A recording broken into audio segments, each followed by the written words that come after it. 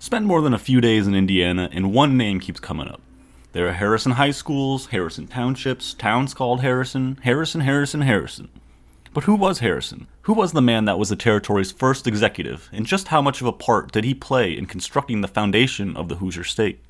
In this series, I'll summarize the lives and careers of Indiana's over 50 executives, and today we'll uncover the origins and legacy of Indiana's first territorial governor, Old Tippecanoe Harrison. William Henry Harrison was born into a wealthy planter family in eastern Virginia in 1773 on the eve of the American War of Independence. His father, Benjamin Harrison V, was a signer of the Declaration of Independence and would spend much of William's early childhood as governor of Virginia. William bounced around several schools before moving in with his older brother to study medicine at Penn in Philadelphia. But after the death of his father, and the inheritance going to his many older siblings, he dropped out of school and briefly lived with another founding father, Robert Morris. Soon, though, influence from his father's close friend and the new governor of Virginia, cavalry icon Henry Lee, convinced the young man to join the U.S. Army at 18. Using his name and status to receive a commission as an ensign, William recruited a company of Philadelphia street toughs to join him as part of the newly minted 1st American Regiment on the frontier.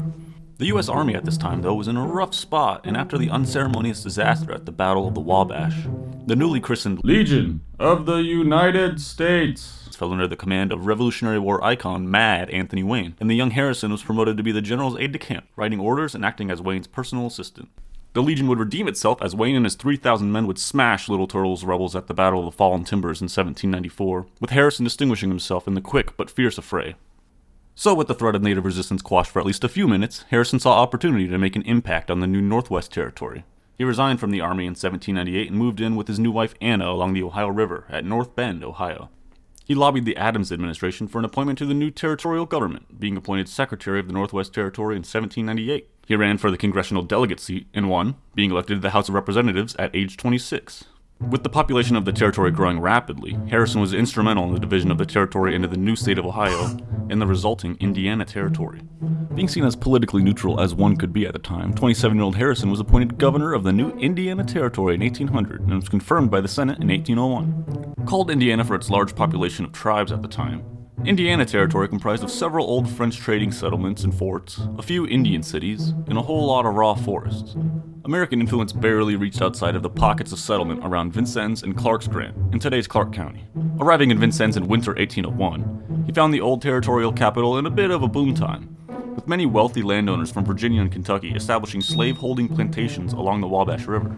He quickly got to work trying to bring a little bit of his Virginia roots into this new wilderness. Harrison founded the new Territorial University in the capital, and in 1802, he started construction on his Eastern-style plantation home in Vincennes, said to be the first brick structure in Indiana. Partially constructed with slave labor, of course, Harrison intended for his new home, called Grouseland, to be a symbol of his executive status and power as an aristocratic governor. While slavery was commonplace on plantations along the Wabash River near Vincennes, new and growing settlements close to the new city of Louisville felt a little bit different. The settlers that immigrated to this region were largely yeoman farmers, merchants, and veterans of the American Revolution from Pennsylvania that felt a little bit differently about slavery than Virginians like Harrison. Slavery had been abolished in the territory with the Northwest Ordinance of 1787, but laws were meant to be changed, and Harrison spent the first years of his tenure lobbying Congress to suspend the ban on slavery for 10 years in hopes of attracting some wealthy new citizens to the territory, which Congress actually did in 1805. Then, in 1807, the legislature under Harrison legalized indentured servitude outright in the territory.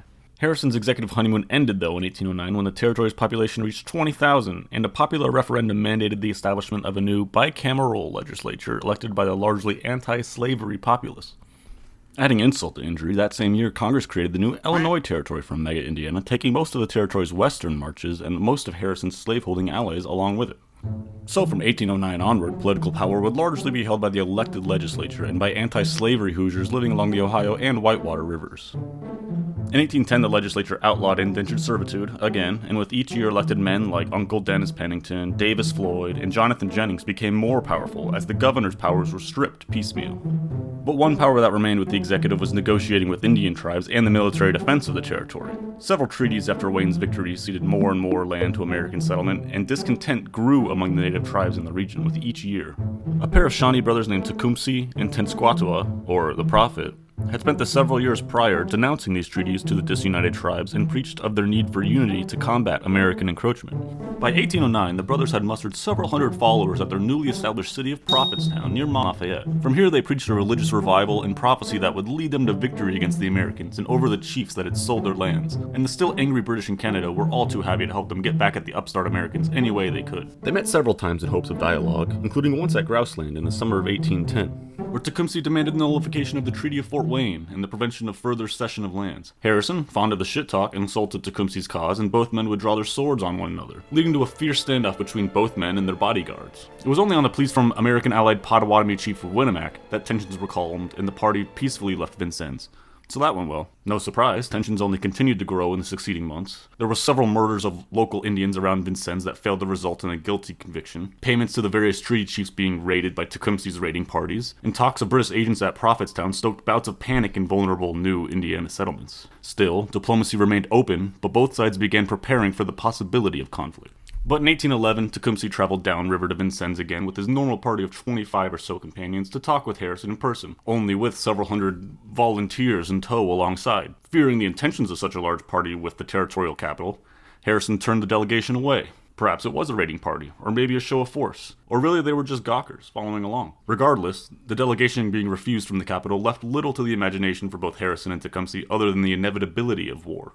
Harrison referred to Tecumseh as an uncommon genius and saw him as a threat to his emergent government in the region. Hundreds, possibly thousands of hostile warriors being an existential threat to the territory, Harrison organized the fledgling territorial militia and prepared for war. Tecumseh, doing the same, traveled south of the Ohio River to recruit for his growing confederacy, and it was here that Harrison saw his chance. In October 1811, the governor marched north along the Wabash River, founding the creatively named Fort Harrison, and continued gathering militia, before marching on Prophetstown itself, hoping to scare the civilian population there and its token garrison into subservience. Left in charge during Tecumseh's journey south, Tenskwatawa was under orders not to engage with the Americans. After giving false intentions to Harrison about meeting for peace talks, the prophet rallied his men into a religious fury and launched a nighttime assault on the American camp, hoping to murder the sleeping Harrison and ridding himself of this meddlesome general once and for all.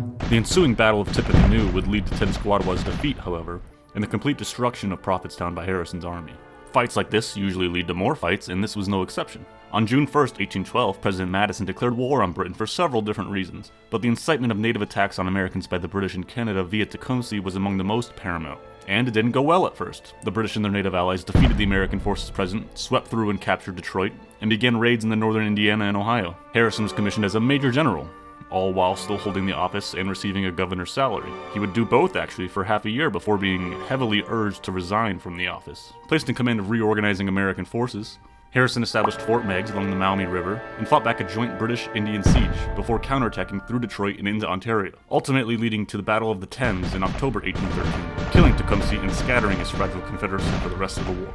Now a national celebrity, he returned to North Bend, Ohio, and was elected to the Ohio Senate, U.S. House, and U.S. Senate before being appointed Minister Plenipotentiary to Grand Columbia by President Adams in 1828. Being known for keeping it real and for his talking as Harrison was, it shouldn't be a surprise that he wasn't the best diplomat, though. Simon Bolivar's newly liberated Grand Columbia was in the middle of imploding, and Harrison took the opportunity to rebuke the political doings of El Libertador publicly, of which Bolivar told the meddling Yankee to shove it. Recalled within the year by President Jackson and his reputation in Washington severely blemished, he returned to Ohio and did what all good Midwesterners do and started growing some corn. It was here that Harrison really did some soul-searching. His Republican ideals had been reinforced by the political turmoil he witnessed in Bogota, and he swore off alcohol and urged others around him to do the same.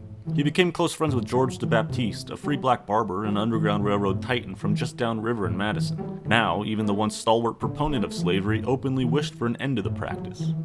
In the mid-1830s, the townspeople of North Bend elected the now broke med school dropout to circuit judge, and Harrison's political celebrity reblossomed. His image as a war hero turned yeoman farmer garnered him national fame in the lead-up to the 1836 presidential election, and just like that, Harrison was back on the national stage for the 5th decade in a row.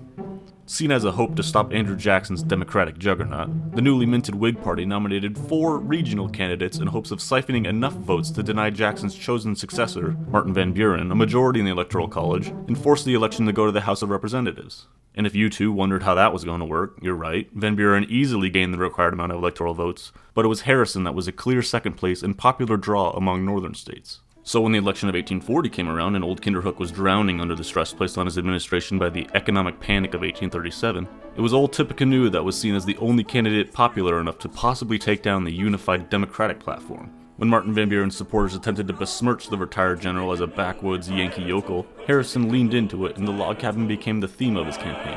Helped by one of the first viral diss tracks in U.S. history, Tippecanoe and Tyler too, Harrison presented a campaign of himself as the capable everyman, while Martin Van Buren was framed as a used-up man. Everyone knows a good hook always works, and Harrison easily defeated the incumbent Martin Van Buren in an electoral college landslide. The college dropout from Virginia, cast astray by the death of his father and forced at 19 to set out on his own path, had just been elected the 9th president of the United States. Seeking to sway those that bought into the image of Harrison being a backwoods yokel, he planned one hell of an inaugural address, nearly 2 hours in length, in which he laid out a platform of anti-Jacksonian banking and electioneering reforms, as well as his intention to only serve one term as a self-imposed weak president that would defer to the judgment of Congress for decision-making, a conscious choice after the political turmoil of the Jackson era. He spent his first month in office meeting with and interviewing hopeful office seekers, and would take a morning walk to local Washington markets, usually without a coat. Resultantly, on the 24th of March, 1841, President Harrison was on his morning walk when he was caught in a sudden downpour, and spent the morning conducting business as usual with his soaked clothes. This resulted in a cold, of course, no big deal, or wouldn't be if it wasn't 1841, and the contemporary treatment for such a malady was a round of severe laxatives and opium, with a side of bloodletting. His body was severely weakened, and President Harrison took a turn for the worse before dying early on the 4th of April, Palm Sunday, 1841. For better or worse, the bones of Indiana and the Old Northwest were formed by Harrison. It was him that signed many of the treaties with Amerindian tribes that expanded both the state of Indiana and the United States. Born into wealth, he died nearly penniless after a career of public service. Vanquisher of Tecumseh's Confederacy and thwarter of future British support for native uprising against the United States, he was born into a new country, one unsure it could even organize against Amerindian resistance, and died as its president, with western frontiers nearly reaching out to the distant Pacific Ocean. He was a titan of his time, and was the icon of the West before Abraham Lincoln's legacy overshadowed his. There are 24 different townships, 1 county, 1 historical fort, and 2-ish towns in Indiana named after Old Tippecanoe. A man whose work ethic rose him to the highest office in the land, revolutionized political campaigning, all along a rocky path that ranged from the high highs of the presidency to the low lows of working as a county clerk to make a living. So I don't know if it's quite fair for his lasting legacy to be dying a month into office. With his platform of anti-Jacksonian reforms on deck that never came to fruition, the country could have been a lot different potentially. Or nothing could have changed. But that's the mystery. It would have been nice to not get stuck with John Tyler as president, though. Gross. He was described by contemporaries as determined and refined, yet an approachable and courteous everyman. So shout out to William Henry Harrison, a territorial governor so influential that the first decade of the state legislature's existence was spent trying to wrestle power back from the executive.